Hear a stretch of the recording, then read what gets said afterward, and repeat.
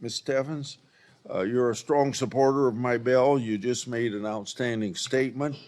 The bill amends current law to enable prosecution of organized retail and supply chain crime groups using interstate and foreign commerce and establishes the Organized Retail and Supply Chain Crime Coordinator Center at HSI.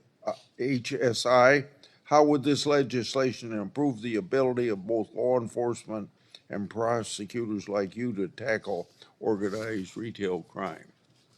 I believe that, Senator, that this would be a game changer because with the 218 organized crime cases that our office has done in San Diego, we have not been able to break through to what is going on nationally. We know these groups are operating nationally, internationally. In fact, the retailers tell us that their trackers are sounding off in the middle of the seas, heading to different countries. But the investigations stop at the local level. This is a national problem that's draining the economic resources from Americans, hardworking Americans, but it's also draining the heart and soul and security of human beings. We have to be able to bring national solutions. We have multiple examples where national, state, local solutions work.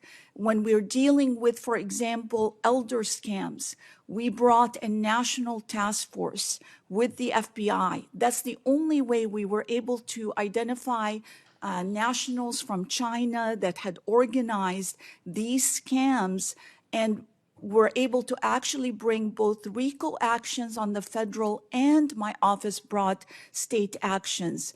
Fentanyl, we've been able to drop that in San Diego by 37%. Absolutely would not happen without working with Customs and Border Protection on a fast team where we got that done. Thank you, Mr. Dawei. You've served at the top level of law enforcement and intelligence. We know from DHS reports that cartels, terrorists, and human traffickers either facilitate organized retail and supply chain crime or use its proceeds to finance other crimes. How are transnational criminal organizations using organized retail and supply chain crime to further their criminal activities? Chairman Grassley, thank you for the question.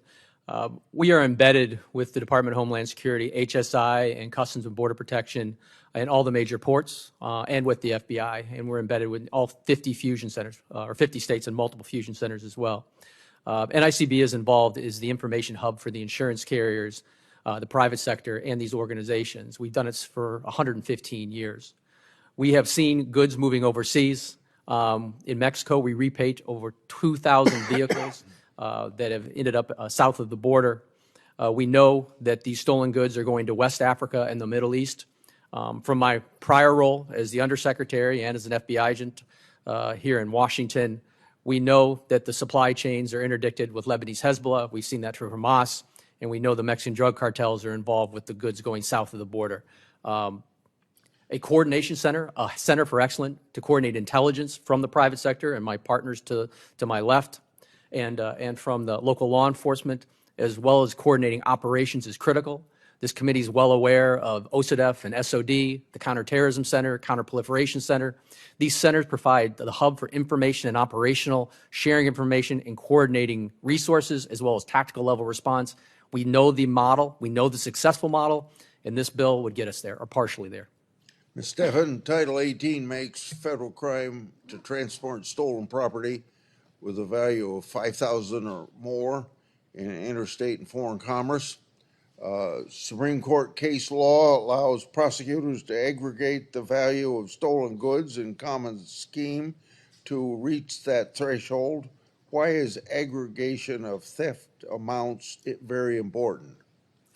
Aggregation is critical because it distinguishes between somebody who is a drug addicted who goes in to steal something. Food is still wrong, but it separates them from the habitual organized criminals. It allows you to see the activity in totality and to be able to see the repeat offenses that form the structure of organized habitual criminals. In California, we recently, after a long 10-year our fight, made a change in Proposition 36 that allowed us to aggregate, and it's already making a difference because we used to have criminals coming in with the calculators to go right under $950, thus leaving them at a citation misdemeanor level. That's what caused all our products to become locked up except the criminals that were committing the crimes.